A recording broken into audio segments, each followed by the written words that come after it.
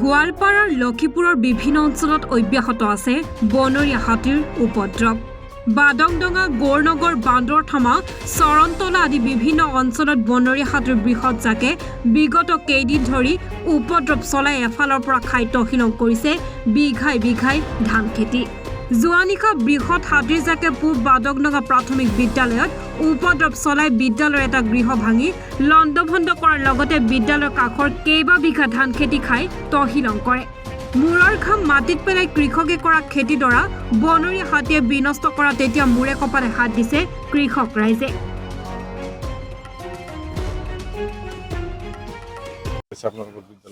আমাৰ বিদ্যালয়ত যোৱা নিশাও বনৰীয়া হাতীয়ে উপদ্ৰৱ চলাইছে।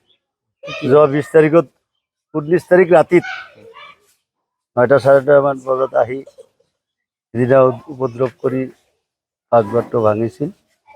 যিহেতু দিয়েই হৈছিল লাইভত, আজি আকৌ যোৱা ৰাতি আহি পাকঘৰটো ভাঙি সোমাইছে ভিতৰত। আপোনালোকে ছবিত চাব পাৰিব। আৰু চাউলটো আগতে গুচাইছিলোঁ, ইমান নষ্ট হোৱা নাছিল। আৰু এটা ৰুমৰ জালনা এটা ভাঙছে, কমপ্লিট ভাঙা নাই, বেয়া কৰিছে।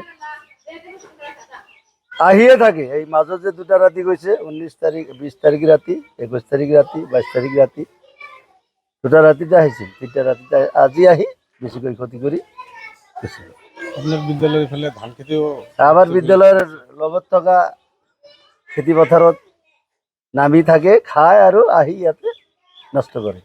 ছাত্ৰ ছাত্ৰী অহাত কিবা ভয় ভাবো কি ছাত্ৰ ছাত্ৰী দিনত যিহেতু সিহঁতে নাহে, বনৰীয়া হাতী দিনত নাহে ইফালে, সেইকাৰণে ছাত্ৰ ছাত্ৰী অলপ ভয়টোৰ হৈছে। এই বিদ্যালয়ত উপস্থিতি কম, ৰাতিতহে আহে, দিনত সিহঁতৰ অহাৰ কোনো ৰেকৰ্ড নাই। ইফালে নাহে, সিফালে বেলেগ বেলেগে যায়। বন বিভাগৰ লোক আহে না নাই? বন বিভাগৰ দিনত দেখা নাপাম মই।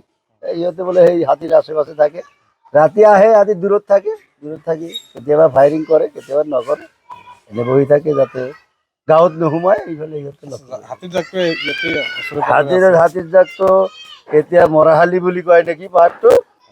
মৰাহালি তাতে আমাৰ স্কুলৰ প্ৰেচিডেণ্টে কোৱা মতে মৰাহালিৰ তাত আছে বুলি কোৱা মোক ফোন কৰিছে। লক্ষীপুৰৰ পৰা আক্ৰামুল হকৰ ৰিপৰ্ট, এনি ভাৰত 24।